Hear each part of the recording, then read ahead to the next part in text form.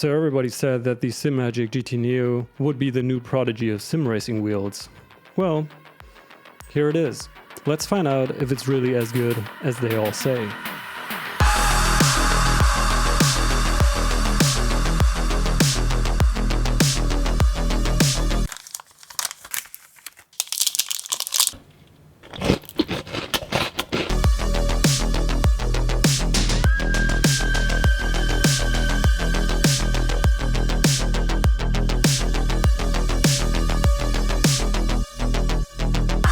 Hey there everyone, Chris here. After I've heard about the Simagic GT NEO for the first time, I knew that I'd want to give this little beast a try and find out if it's really an incredibly good value for money steering wheel.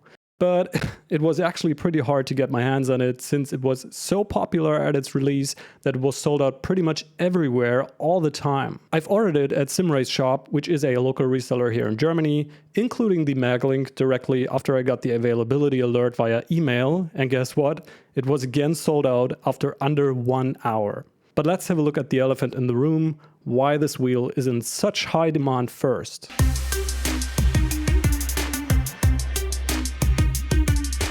Okay, hold on tight and buckle up, this is gonna be a lot. The GT NEO features 4 rotary encoders, a pair of magnetic pedal shifters and a pair of analog clutches, 2 7-way funky switches, you know, the ones that can be pressed, rotated and directed upwards, down, left, right, funky switches. 10 fully customizable RGB buttons and even a customizable RGB rev bar. As a factory default, an NRG style quick release, wireless operation with a Simagic wheelbase, and the option to put this wheel on any wheelbase out there, since you can get yourself the Maglink adapter and bolt on a quick release, which supports either a 50mm or a 70mm bolt pattern. Just 2 years ago, the asking price for such a feature set would have been somewhere between, I don't know, maybe $600 or even $1,000. You know what they're asking for? $289 for the wheel itself and $19.90 for the Maglink. Oh yeah, there are even 2 thumb rotaries that are made out of metal. And did I actually mention that it has SimUp support yet? No? Well, it does feature even that. Now, of course, not all that glitters is gold, and there are taxes and such things. In total, I have paid 385 euros for the wheel, including the Maglink. When it was first announced, I thought, alright, that's gotta be some fantastic plastic, poor quality or something like that. But after watching a few reviews, I was actually convinced to give it a shot and try it out for myself. And please don't get me wrong, many people may have to think once or twice before spending almost 400 euros on a game controller, and I highly respect that. Maybe my review is gonna help you in justifying this investment if you are interested in the Simagic GT NEO. If so, I'd be super happy if you'd leave a like in case it was helpful or you just enjoyed spending your time watching this video. And now, let's check out what this thing is actually made of.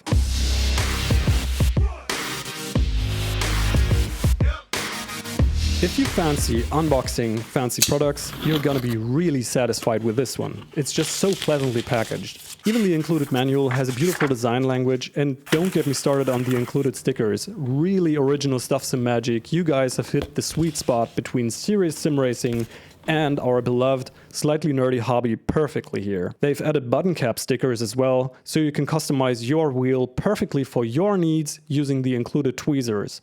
I personally like having a blank canvas instead of having pre-labeled buttons.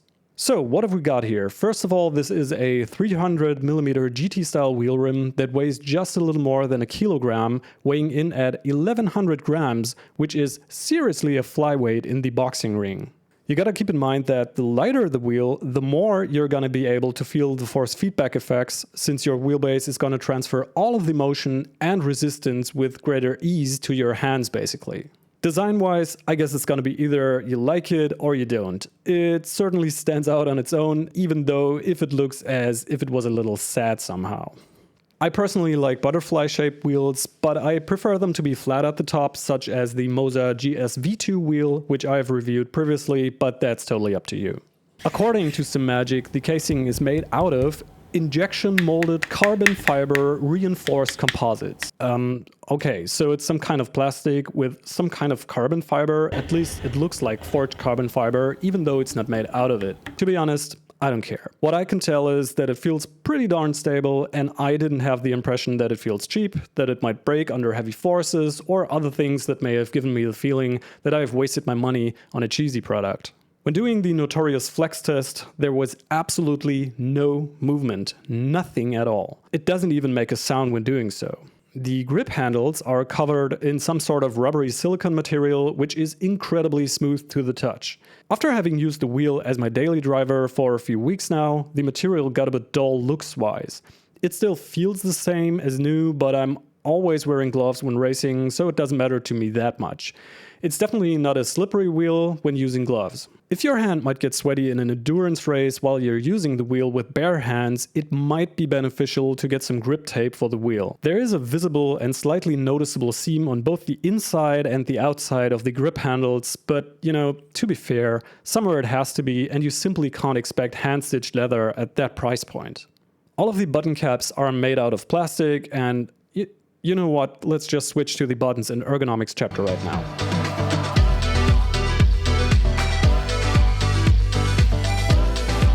Regarding the 10 front-face buttons, Simagic states that the 500 grams button load threshold ensures intention in every input. And to be honest, I second that. If I'd be one of the guys working at Simagic's research and development team, I would have voted for exactly that amount of button resistance. I can't say anything else than that, because it's just about enough to ensure that you've enabled it, but it's so well balanced in fact that it's not flimsy, so it might be enabled by accident. When wiggling the buttons, they do have a little bit of play, which is actually quite nice since they align with your thumb's fingertips pretty well. Both of the thumb rotaries, which are accentuated nicely in red, offer 12 positions for adjusting things like brake balance or other virtual car adjustments. They can be operated smoothly and are felt noticeably even when using gloves, since they have almost sharp edges which ensure that you've hit the position right.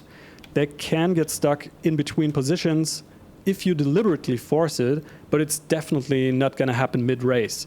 There is absolutely zero play on these rotaries. What I really like is the attention to details towards virtual race car drivers, such as the little ridges between the front-facing buttons, which clearly separate the buttons from each other. Another cool detail is the tiny little bump stop on the thumb rotaries, which prevents you to turn them by accident. Having these small bits of material ensures that you're going to develop muscle memory blindly, which enables you to focus on your race instead of the car's inputs. This is what I personally like most about this wheel. Every little element serves a purpose and isn't just a visual design choice. And further praising these small details, it goes on with the 4 front rotaries, as they also have extrusions, which indicate their precise position as well. Whilst being made out of plastic, they feel super solid and jump into position with a very satisfying, snappy feeling. There is actually no chance here that they get stuck in between positions at all. You'll know exactly what you're doing should you be operating these rotaries whilst being in the heat of a race. Regarding the wheel's price class, having 2 7-way funky switches might be one of the best features of this wheel, I guess. These 2 sticks are perfectly designated to be used for making in-car adjustments and switching necessary menus whilst being in a race, such as pit stop changes or adjusting your force feedback after being in an endurance race for over an hour if you're feeling sore. They offer a distinctive click when choosing a direction. The rotary function needs to be adjusted very actively since they won't turn without intention, and the push down gets rewarded with an audible sound and feel, which isn't going to be unnoticed. However, when pushing down, they often detect somewhat of a side movement. At least in iRacing they did, leading to accidentally switching the black box menus sometimes, which can be distracting mid-race. It's not happening all the time, but I actively have to pay attention to push them down in a straight direction, which I can only do when running in a straight line. Last but not least, there are the magnetic paddle shifters and the analog clutches. I really like these shifters. The amount of travel seems to be just right, as well as the force that is needed to trigger them. You could also change their length by adjusting 2 little bolts on their backside. I've kept them at default since, ergonomics-wise, they fit perfectly for my hands. If it's important to you to have more of a silent sim rig for reasons like sharing your room with your significant other, sensitive neighbors, or kids sleeping in the room next to you, then you should listen close now.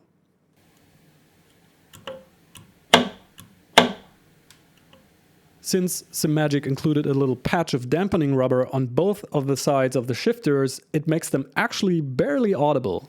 When forcing it, you could even operate them so sensitively that you wouldn't hear them at all.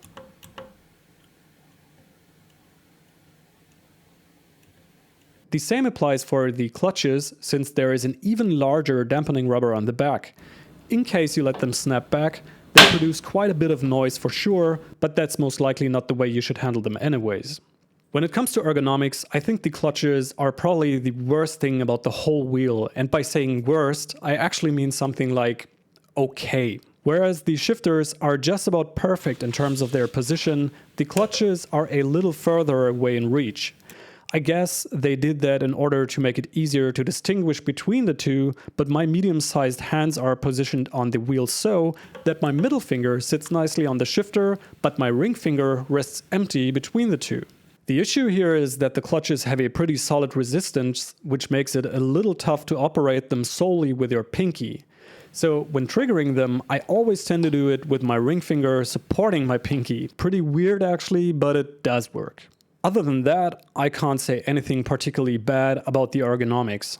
The grips may be soft to touch, but substantially hard to squeeze. They do look a lot softer than they are. It's nice that they are tapered on the top and bottom, having a bulge on the back. This makes it really comfortable in your hands.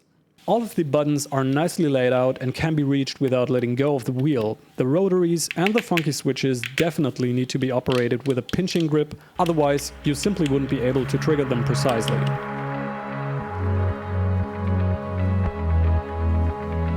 By default, the GT NEO gets shipped with a USB-C socket on its back, which actually works pretty well, even though I wouldn't recommend using a standard USB-C cable without any support on a Simracing steering wheel that gets thrown around all the time. To provide a little bit more of a secure connection, Simagic offers the Maglink upgrade, which includes a thicker coiled USB cable with a magnetic end, a female USB cable to plug into your PC as an extension for the coiled cable, including pre-drilled holes for mounting it on your rig and keeping it tidy, and a different backplate for the wheel, which has a magnetic connector as well, and 2 different bolt patterns so you can put on any quick release that supports either a 50mm or a 70mm bolt pattern.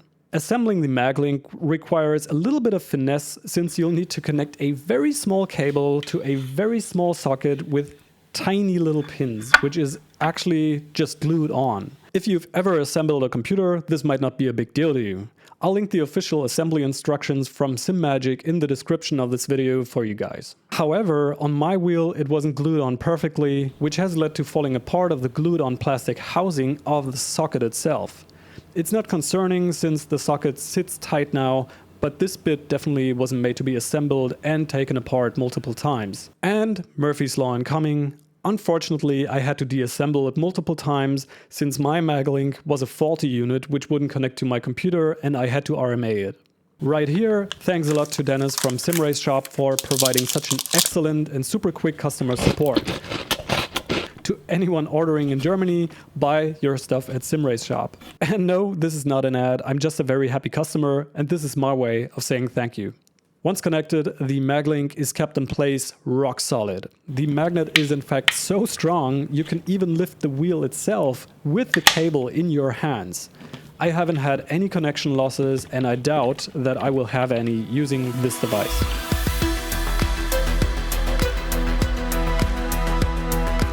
Simagic is on a really good way with their software, since they fortunately pursue the way of having one software package for all of their devices, which makes it more customer focused and easy to use. The included functionality for the wheel is nothing utterly groundbreaking, but it includes all the functionality you could wish for when setting up a steering wheel. Most importantly, it enables you to pick custom colors for your RGB buttons, and it even adds functionality like flashing individual LEDs when using the pit limiter, when the ABS or traction control gets triggered, and so on. The range of colors is limited though, which has been the same for Moza's wheels for quite some time, until they've added the option to pick a custom RGB color to your liking. So maybe Simagic will add this feature in a future update as well. And talking about future updates, recently the option to provide absolute positions for the rotaries was added as an update, which definitely adds to the immersion, since the rotaries aren't just switches that click through your TC and ABS back and forth anymore when having absolute positions enabled. To enable it, you just have to push down and hold the left funky switch whilst turning the desired rotary to the right once. Depending on the color you've selected for the button, it will automatically select a complementary color for the position indicator. As I've said before, maybe Simagic will add a bit more customizability in a future update. In order to deactivate the absolute position, you simply have to repeat the aforementioned process, but this time you have to turn it to the left. In the software, you can also set up different profiles for your wheel, which will be saved on your computer, so no cloud storage or anything. There's the option to link or unlink your clutch pedals, so you could use them as a throttle and brake input when they're unlinked, which is a great option to have, especially since this is something that disabled people might be looking for. You can also link them and set an individual bite point, which is essential for standing race starts in Formula cars in order not to spin out when releasing the clutch too quickly. Lastly, you can also set them up as buttons, but since they're analog switches, this probably isn't going to be used by many people.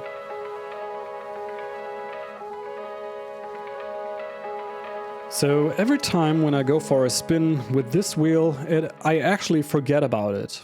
And I guess that's a good thing, right? Since I don't have to worry about anything. So I can focus fully on enjoying my race. It feels reliable. I don't get any pain in my hands while using it. I can reach all the buttons easily, and they even indicate by default when there is a yellow flag or when my pit limiter is active, for instance. As mentioned in the beginning, it even supports SimHub, and I can go crazy in there with all the functionality. I could talk about this for hours, but I'll leave that for another video.